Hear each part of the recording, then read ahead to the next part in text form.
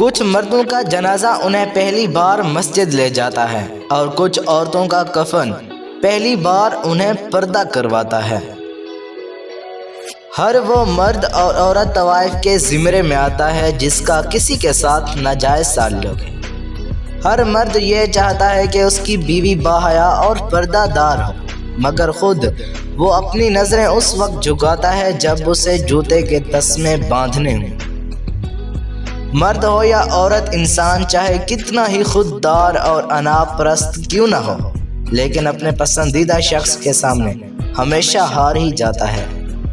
جس عورت کی قمیض کے گلے سے اس کی چھاتی نظر آئے تو ایسی عورت کو مرد کے سامنے نہیں جانا چاہیے اور پردہ بنا کر رہنا چاہیے تاکہ اللہ ناراض نہ ہو۔